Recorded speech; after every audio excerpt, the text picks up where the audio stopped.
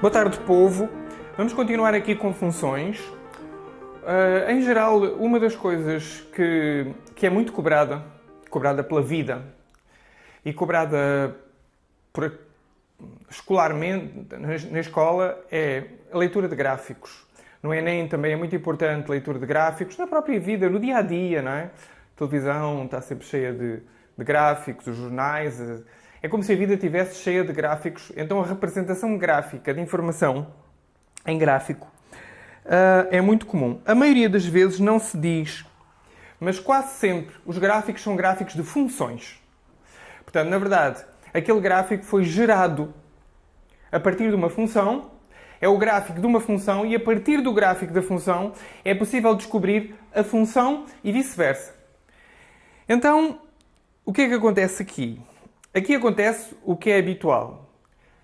As pessoas queixam-se sem se aperceberem de que estão eles próprios a complicar o seu próprio caminho. Isto é, não é possível ler gráficos se não sabemos fazer gráficos. É muito difícil decorar aquilo que tem que ser. O que é que são as coisas importantes de um gráfico?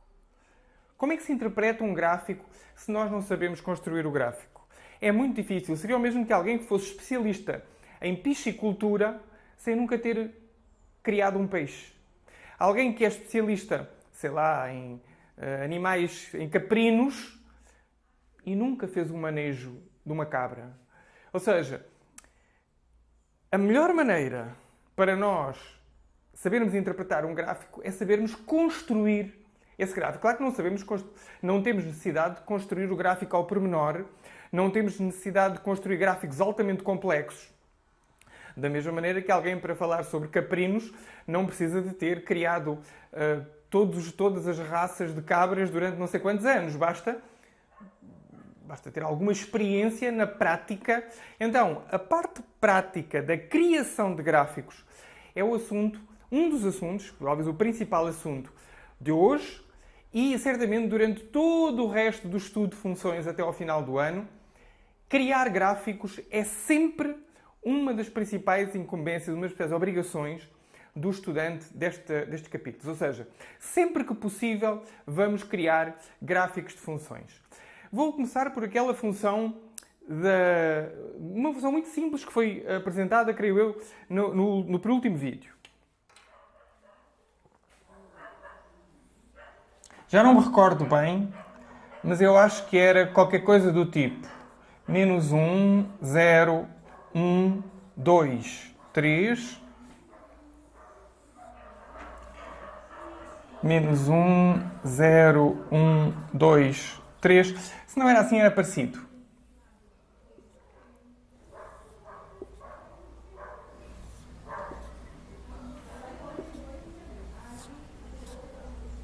Vamos supor esta função que aqui está. Portanto, nós chamamos esta função, vou dar a letra f, o seu domínio é o conjunto A, o seu contradomínio é o conjunto B, e, portanto, isto é uma função de A em B, que a x faz corresponder f de x, que é igual a y. Portanto, a x corresponde a y. Como é que isto seria em nível de tabela? Se eu quisesse representar esta mesma função em tabela, punha aqui x e aqui y. Nesta primeira, x, menos 1, 0, 1, 2, 3. Menos 1, 0, 1, 2, 3. X. E agora y. Menos 1 vai para 0. 0 vai para 0. 1 vai para 1. 2 vai para 2 e 3 vai para 3. Isto era outra forma de representar a função, desta vez recorrendo a uma tabela. Em geral, pelas planilhas de Excel, mas em quase todos os trabalhos de ciências humanas, a coisa funciona assim. Dão-vos uma tabela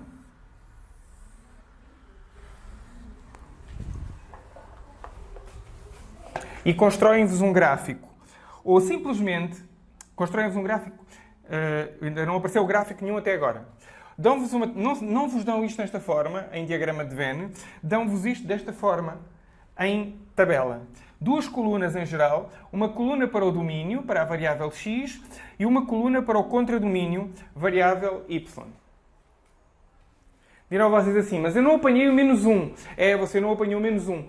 Se você fizer com esta tabela aqui, você não apanha este ponto em branco. É uma das limitações das tabelas, mas quase sempre os dados são apresentados em tabela e pede-vos ou que gerem o gráfico, ou então é-vos dado um gráfico e pedem-vos uma tabela, ou a interpretação que é parte dessa tabela. Então, esta função podia ter um gráfico? Sim, podia. Vou retirar esta representação. E vou partir do princípio que a grande maioria de vocês sabe o que é um plano cartesiano. De qualquer forma, como não tenho como perguntar, não é? Não tenho como vos perguntar e conferir presencialmente quantos é que sabem trabalhar com o plano cartesiano. Vou admitir que poucos sabem trabalhar com o plano cartesiano. Para já vou representar aqui em plano cartesiano o gráfico desta função, na certeza, porém, de que muitos não vão entender. E a seguir vamos nos fixar então no plano cartesiano, ou seja, fazer uma revisão do plano cartesiano, porque não há jeito, não é? Os gráficos das funções, como têm duas colunas, precisam do plano. O plano tem que ter duas dimensões. A linha tem uma dimensão. Se eu acrescentar uma segunda linha, fico com duas dimensões. Então, qualquer ponto aqui pode ser representado com uma informação dupla, não é? Qualquer ponto aqui fica georreferenciado, portanto, por isso se chama plano cartesiano, de carta, não é? Em geografia, certamente, vocês aprenderam a trabalhar com isto, ou vão aprender a trabalhar com isto melhor. Certamente viram isto nas aulas de geografia, em que normalmente estas linhas horizontais são os paralelos e as linhas verticais são meridianos. Mas aqui para a matemática isto simplesmente são dois eixos, um eixo x e um eixo para y. Então este primeiro ponto é o ponto que tem x igual a menos 1. Onde é que fica o menos 1? Logicamente aqui fica o 0. 0 tanto para o eixo dos y como para o eixo dos x. Então, menos 1 em x. Como esta seta aqui está para o lado direito, estas setas não estão aqui por acaso, elas estão aqui para indicar a orientação. Se recordam, na reta real, isto que aqui está em baixo pode ser visto como uma reta real. Portanto, esta reta, menos 1, fica deste lado, mais ou menos nesta posição, se eu escolher o 1 deste lado. Se eu quiser fazer um bom gráfico, neste caso um gráfico ortonormado, é um palavrão, não precisam de saber exatamente o que significa. Significa normado e ortogonal, mas se for um bom gráfico, este gráfico ortogonal, o 1 também está nesta escala. E, portanto, menos 1 vai estar aqui abaixo. Acima vai estar 2, 3, e para este lado a mesma coisa. 2, 3, e assim sucessivamente. Então, que ponto é este? Este ponto que aqui está é o ponto que tem x igual a menos 1. Portanto, x igual a menos 1 quer dizer que está em cima deste meridiano, se quiserem pensar assim. É este meridiano, menos 1, portanto, para o lado das Américas. Menos 1, não é? Para o lado das Américas. E x igual a 0. Então, quer dizer que x igual a menos 1, y igual a 0. Se y igual a 0, esta linha que aqui está, y igual a 0. Portanto, o ponto é este, a vermelho.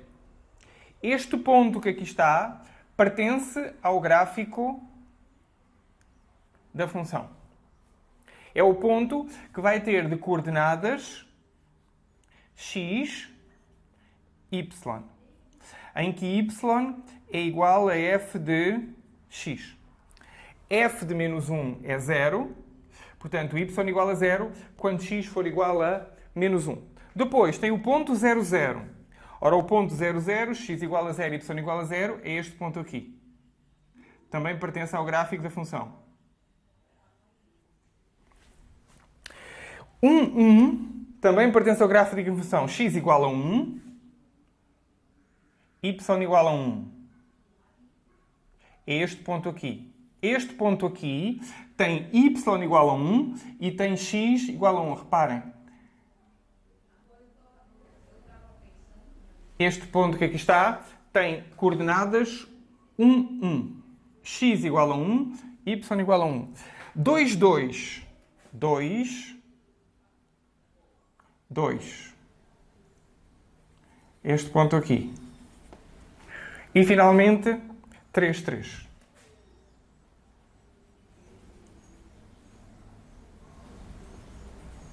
Então o gráfico desta função é este. Esta função podia ter simplesmente representado, tec, tec, tec, estes 5 pontos que aqui estão, têm toda a informação da função. Dirão vocês, mas você perdeu aquele menos 1 que lá estava sem nenhuma correspondência. Bom, isso é um outro assunto e será visto mais tarde.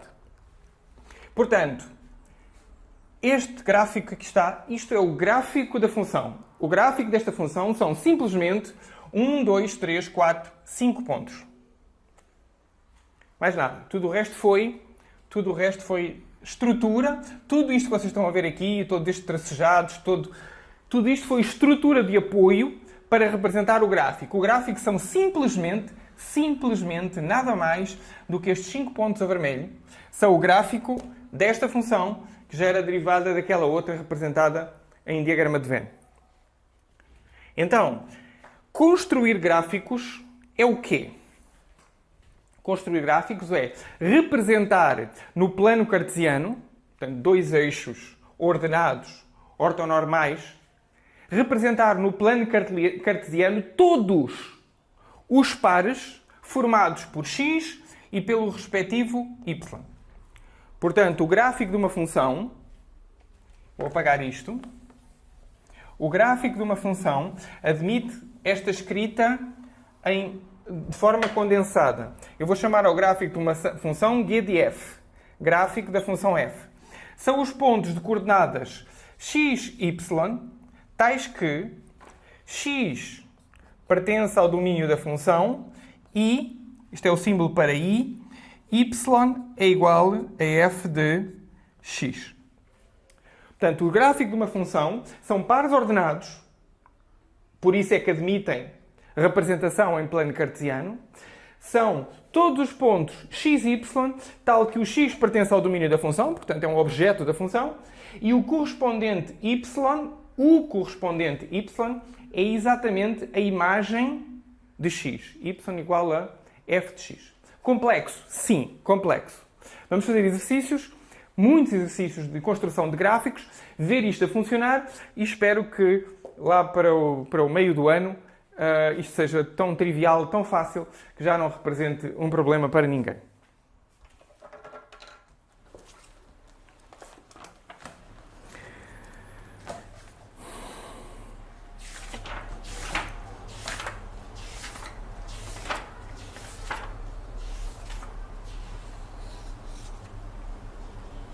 Muito bem.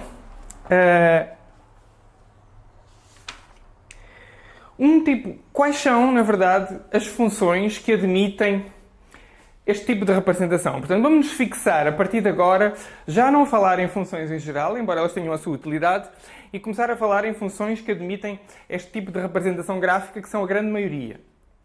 Então, são funções que os objetos têm que ser reais. Os objetos têm que ser números, que é para nós podermos trabalhar com o eixo do x, e as suas imagens também têm que ser números. Portanto, uma função, por exemplo, que a cada pessoa atribua à sua idade, não tem representação gráfica deste tipo, porque as pessoas não são números. Portanto, os objetos da função não seriam números, embora as imagens sejam números. Portanto, têm que ser as duas coisas. Os objetos têm que ser números e as imagens têm que ser números. Então, funções cujos objetos sejam números e cujas imagens também sejam números, admitem esta representação gráfica. Então, um tipo especial de funções que admitem essa representação gráfica está aí referido na vossa página, na página 44. Funções definidas por fórmulas. Vamos seguir um dos exemplos do livro. Então, uma função é de Q em Q, f de Q em Q. Portanto, é uma função que aceita objetos, números fracionários e dá imagens que são elas próprias números fracionários. Portanto, uma função de números fracionários em números fracionários, pega no número fracionário e dá outro número fracionário, e é dada pela fórmula y igual a 2x com y igual a 2x. Isto quer dizer que o f de x é igual a 2x. Esta fórmula, isto chama-se fórmula, diz o que é que acontece ao x. Esta fórmula que aqui está, em aberto, deixando o x em aberto, está-nos a dizer o que é que acontece ao x. Ah, é? É. Então, por exemplo, quanto é que é f de 0? Quanto é que é f de 0? F de 0 é 2 vezes 0. Portanto, f de 0 é 0. Quer dizer que isto é uma espécie de máquina. É aquela vaquinha de 2 vídeos atrás, não é?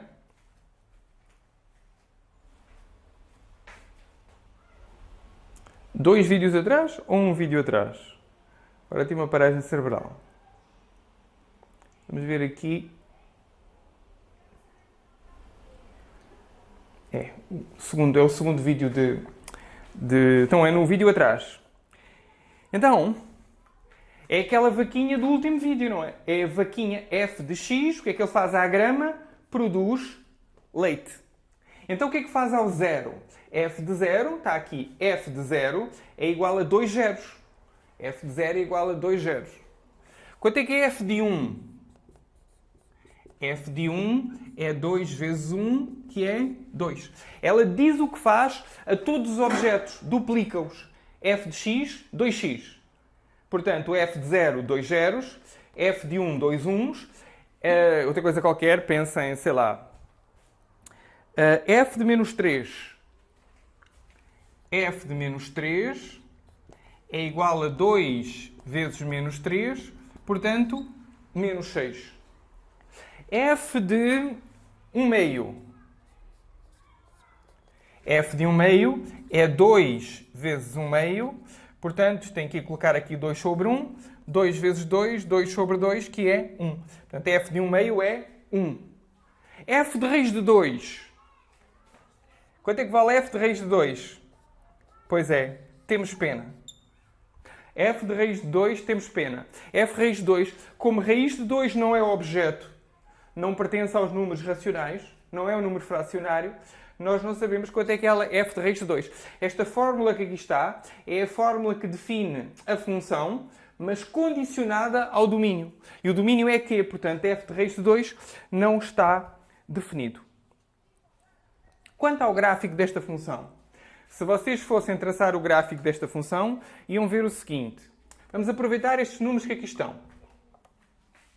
Então, vou aqui escolher, criar aqui uma tabela com estes números. A partir desta tabela, vou então traçar o gráfico. X, f de x. 0 dá 0. Portanto, menos 3 era o mais pequeno, deu menos 6. Portanto, f de menos 3 é igual a menos 6. F de 0 deu 0. F de 1 deu 2.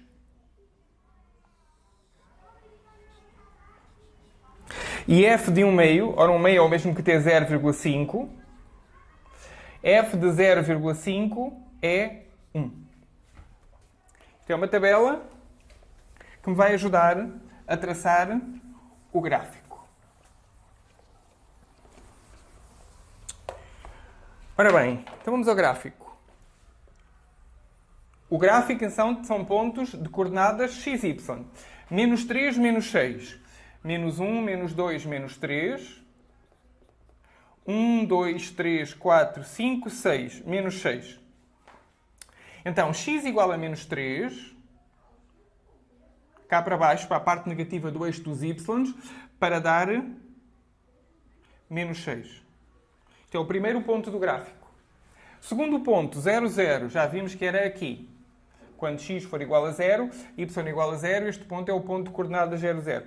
Este ponto que aqui está tem de coordenadas menos 3, menos 6. Este ponto tem de coordenadas, obviamente, 0, 0. Depois, 0, 5, que é aqui ao meio, 1. É este ponto aqui. Este ponto aqui é o ponto de coordenadas 0,5, 1. Coloquei aqui um ponto e vírgula no meio a separar, por causa de já ter uma vírgula ali. 0,5, 1. É este ponto aqui. E, finalmente, o ponto 1, 2. 1, 2 é aqui.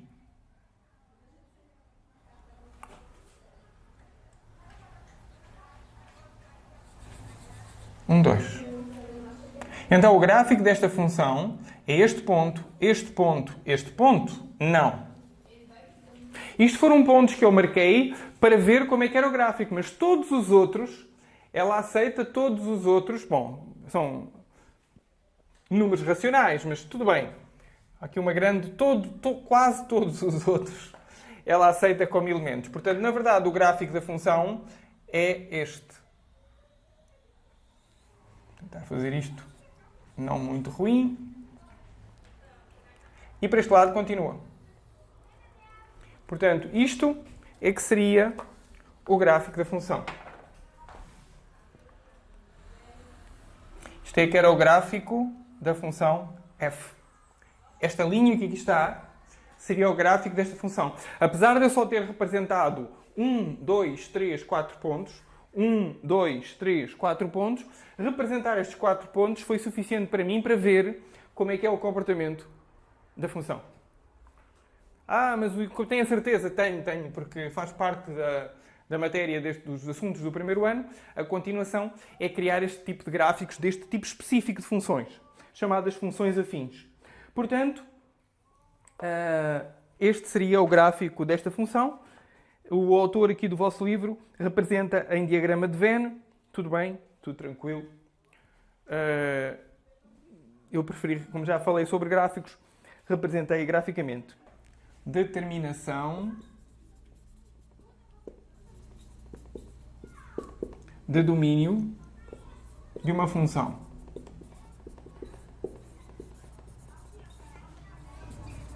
Página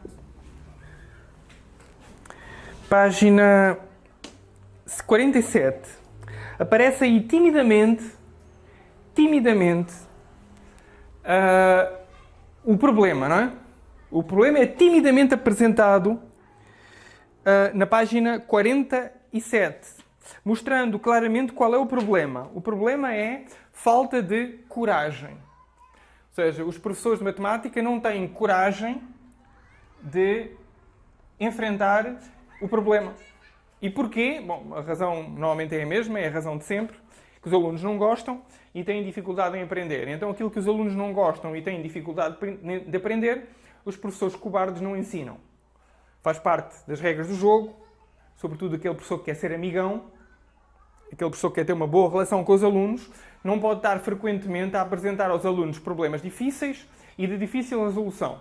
Se o fizer, dá um preço a pagar e, em geral, o preço a curto prazo é alto, os alunos não gostam dele, mas, curiosamente, a longo prazo são esses professores que vale a pena ter tido, e são esses professores que nos dão as condições para termos sucesso na vida. Mas, no curto prazo, é realmente uma má ideia ensinar coisas que as pessoas não aprendem ou que as pessoas têm dificuldade em aprender e que as pessoas não gostam. Então, determinação do domínio de uma função. Primeiro, em geral, o domínio é dado.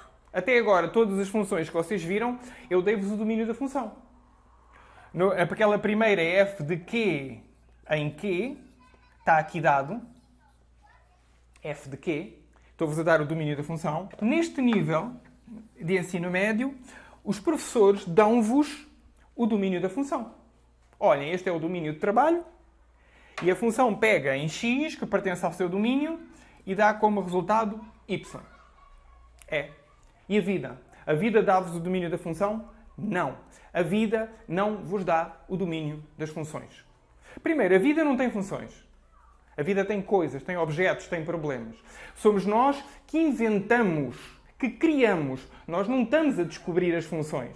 Desde o primeiro vídeo que eu vos avisei que nós não estamos a descobrir as funções, estamos a criar o conceito de função. Portanto, somos nós que criamos a função. Pois bem, se somos nós que criamos a função, temos que criar três coisas.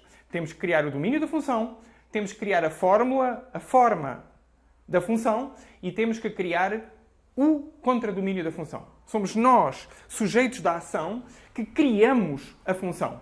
Portanto, determinação do domínio da função é uma coisa curiosa que corresponde ao seguinte. Alguém olha para os dados e diz assim, por exemplo, vamos olhar para aqui. Imaginemos que isto são dados de um determinado experimento. O cara pega numa substância X e mede, sei lá, por exemplo, a ração de animais. X é a quantidade de ração e Y é a quantidade de peso ganho pelos animais. Vamos imaginar que X, 1 grama de ração e o animal ganha meio grama de proteína. 2 gramas de ração, pode ser um animal pequenino, que é para comer gramas de ração. 2 gramas de ração, o animal ganha 1 grama de proteína. 3 gramas de ração, o animal ganha 1,5 grama. 4 gramas de ração, o animal ganha 2 gramas de proteína. Sim, há logo alguém que olha para esta tabela e diz assim, chefe, olha, isso é fácil. Y é igual a 2x. É o dobro. Calma, enganei-me aqui. 0,5x. Sim, aqui é verdade. Não fazia sentido, não é? O animal tem que perder alguma coisa, tem que perder energia para digerir a proteína. Então, y igual a 0,5x. Isso é a fórmula. É uma função, f de x meio x. Meio grama, 1 grama, 1,5 grama, 2 gramas, metade. Então quer dizer, um problema prático, proteína, ração proteína, ganha pelo animal. Alguém descobre, não é? Sim, descobre uma função, a forma, e estou a dizer que as funções não se descobrem. Não, as funções não se descobrem, impõem-se. O cara está a impor aos dados, dizer, chefe, isso é uma função. Y igual a 0,5x. Tudo bem, e agora? Agora o que é que precisamos? Para isto ser realmente uma função, precisamos do domínio e precisamos do contradomínio. Dirão vocês assim, é fácil. O domínio é o conjunto 0, sei lá, não faz sentido comer mais do que 100 gramas de proteína, de ração, aliás. Pensa num bichinho pequenino. Então, o domínio desta função é de 0 até 100. E o contradomínio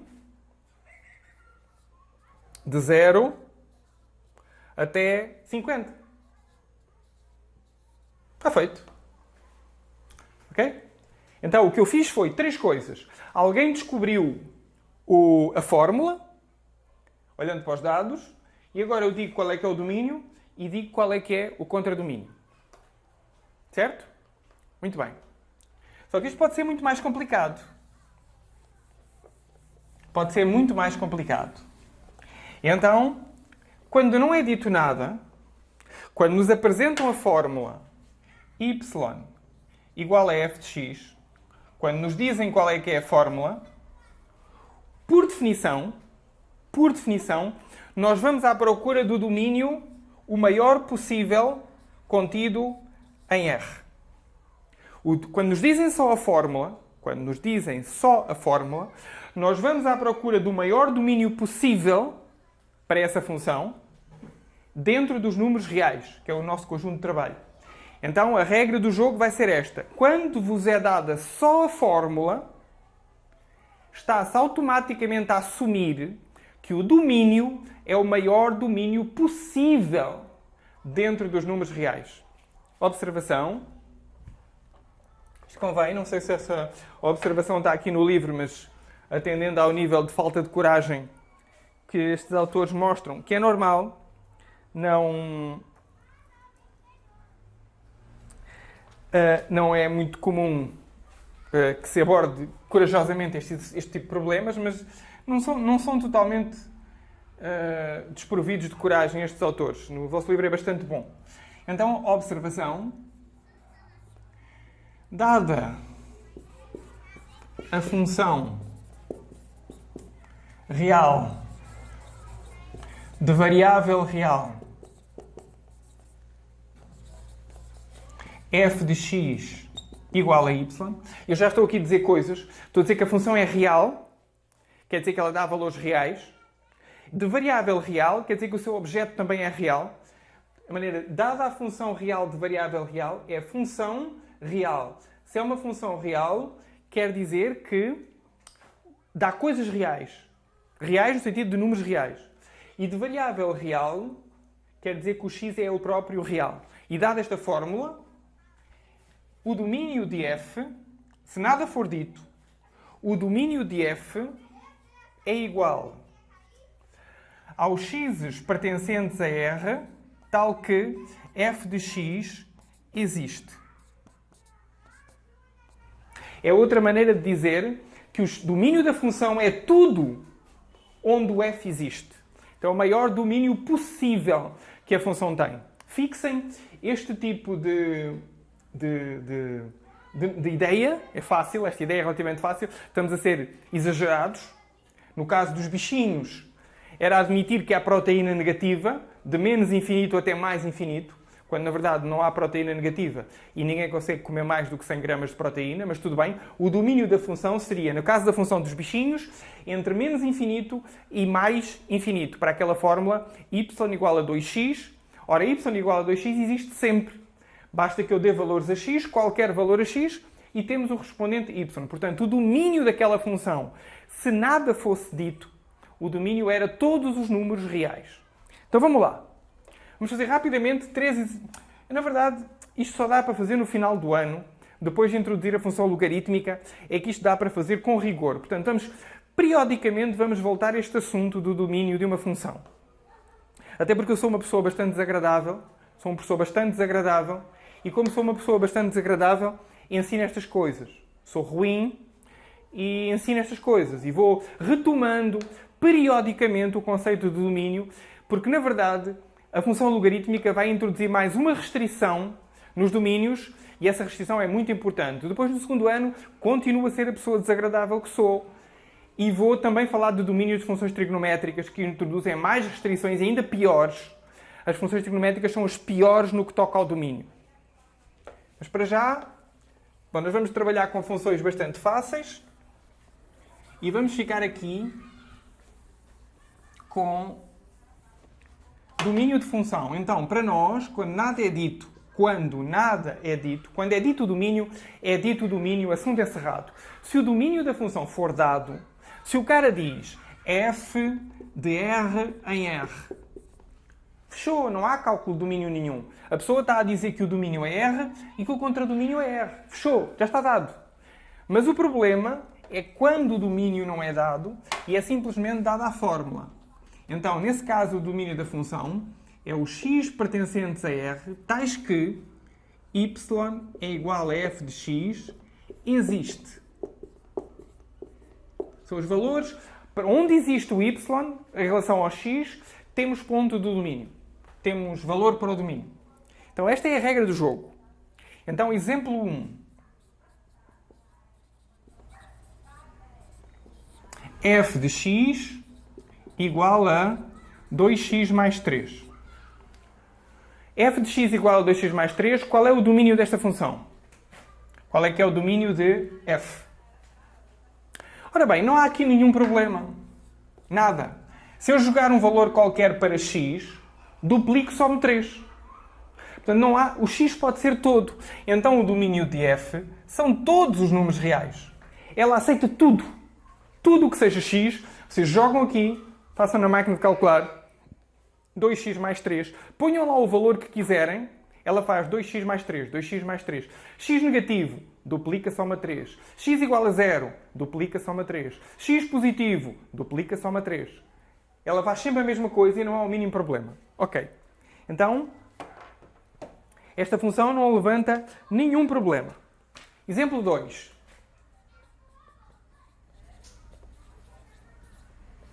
F de x igual a x mais 2 sobre x menos 1. Ora bem, x mais 2 sobre x menos 1 existe em todo o lado? Não. Não se pode dividir por 0. Portanto, se eu tentar calcular f de 1, quanto é que dá? F de 1 dá 1 mais 2. Em cima não há problema, mas em baixo vem 1 menos 1. Portanto, 3 sobre 0. 3 sobre 0 não existe. Então, f de 1 não existe. Há mais algum problema? Olhem para aqui. Não.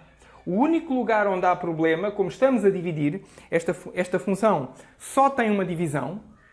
Só tem aqui uma divisão. O problema é quando nós dividimos por 0. Então, quando é que x menos 1 igual a 0? Se fizerem aqui a conta, x menos 1 igual a 0 é equivalente a dizer x igual a 1. Portanto, só em x igual a 1 que aquilo se torna 0. Portanto, o domínio desta função é o r todo menos o ponto 1. O ponto 1 não pertence ao domínio desta função. Tem que fazer alguns exercícios de domínios para que isto fique. É uma das coisas mais atrozes,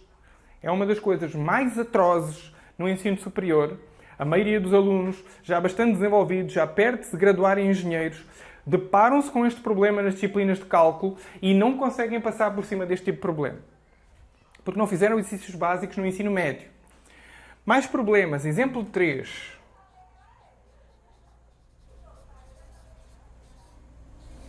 Ora bem, o exemplo 3 lida com o outro problema que costuma aparecer. Vamos supor que f de x é igual a raiz quadrada de x menos 2. E este aqui é um problema. Depois teremos a questão da função logarítmica e no segundo ano a questão das trigonométricas. Mas para já, tipicamente o problema que vos aparece ou são divisões ou são raízes. Então vamos para o exemplo 3. Vamos nos fixar no exemplo 3, que é o mais trabalhoso. Então, o domínio de f é igual ao x pertencentes a R, tal que f de x existe.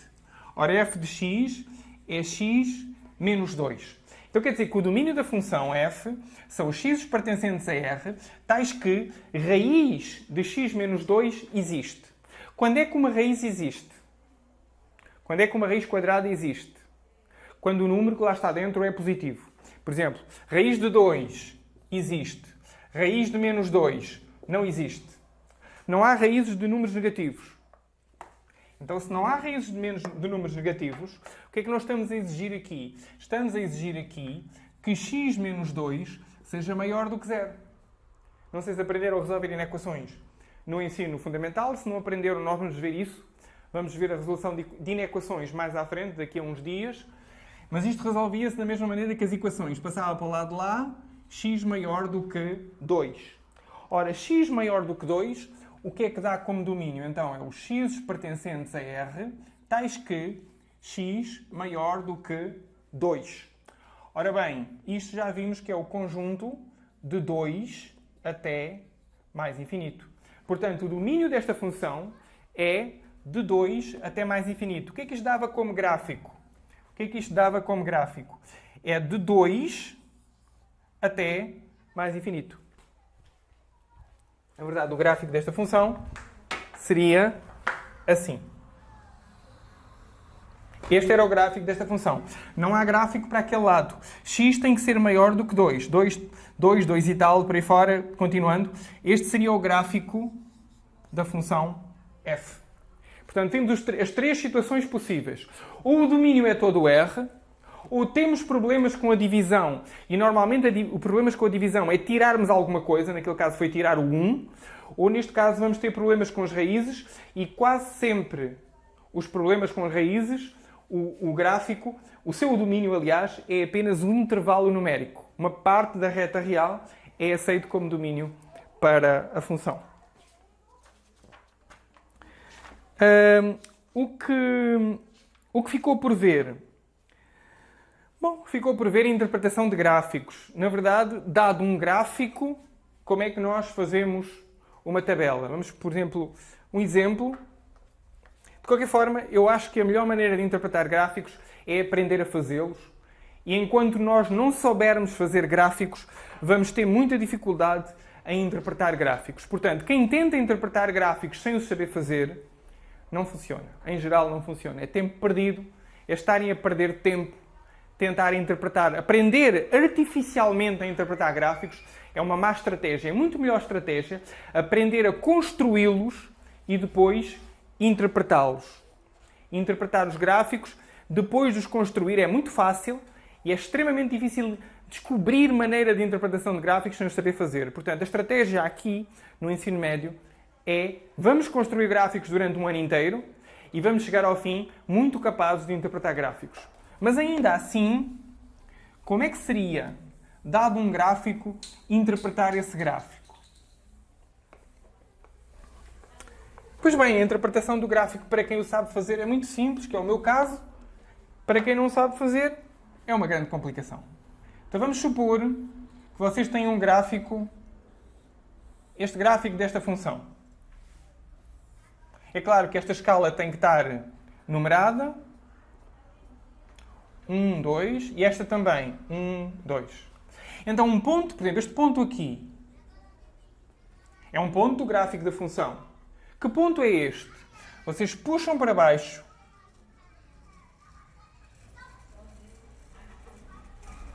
e encontram o x. Vamos pôr, por exemplo, que é 3,2. E cortam para a esquerda, portanto, numa paralela ao eixo do x. Isto é sempre feito com linhas paralelas. É como quem está a interpretar um mapa. Eles pegam num ponto qualquer do mapa, procuram no equador, descem até ao equador para ver, descem no meridiano para ver se estão no oeste ou no oeste enquanto, e fazem uma paralela ao equador para obter um paralelo e para saberem a vossa coordenada, neste caso sul ou norte, né? Positivo ou negativo. Então, fiz a mesma coisa, puxei para baixo e vi o x, puxei para a esquerda e vi o y. 3, 4, 5, 6, 7, 8. Vamos supor que é 8. E neste caso, 3,2. Portanto, este ponto que aqui está é o ponto de coordenadas 3,2, 8. Interpretar. Nós podemos dizer que há uma inflexão. O gráfico tem uma inflexão quando, vamos supor que aqui isto é, sei lá, experimento uma determinada dose de sal. NaCl. Nesta dose de sal há uma inflexão. Vamos supor que aqui é pressão arterial. Exagero. Pressão arterial. Então podemos dizer que com 3,2 gramas de sal há uma inflexão para menos, diminui o crescimento da pressão arterial. E pode-se dizer também, tudo isto é passível de interpretação, fácil de interpretação, quando se sabe construir o gráfico.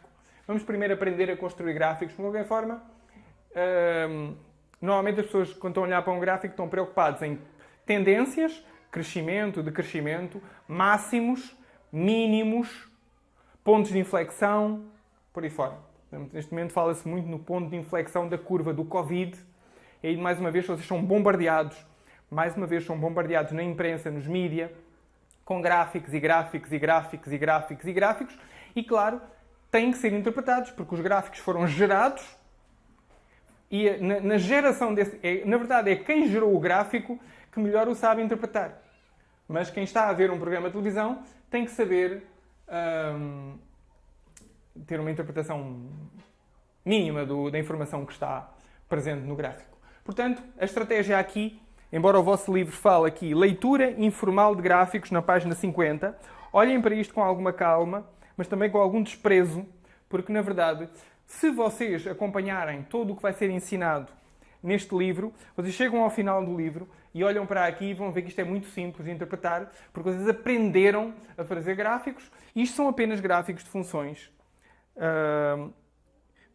tipicamente cobrados no Enem e cobrados noutras disciplinas, sobretudo ciências humanas. Muito bem. Sejam valentes, fiquem bem. No próximo vídeo vamos continuar com funções. Neste caso, é inevitável falar de alguns conceitos fundamentais de funções. Vamos falar de zeros, vamos falar de máximos, de mínimos, vamos falar de simetrias, por aí fora, crescimento, decrescimento, que são já estratégias eficientes de interpretação de gráficos. Depois de construirmos um gráfico, olhamos para ele e começamos o processo de interpretação dele.